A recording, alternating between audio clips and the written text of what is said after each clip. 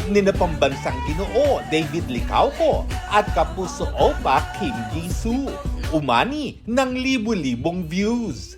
Aliw pa sa netizens ang caption na angry emoji ni David na tila nire-relate ng ilan sa dating sweet post ni Barbie Forteza kasama si Jisoo.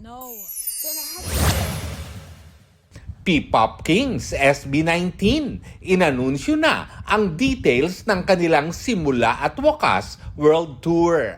Bago yan, handog nila sa 18s ang bagong single this month.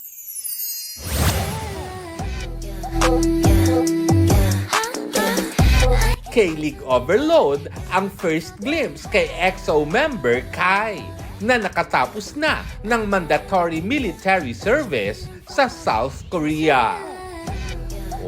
Lars Santiago nagbabalita para sa GMA Integrated News. Huwag magpahuli sa mga balitang dapat niyong malaman. Mag-subscribe na sa GMA Integrated News sa YouTube.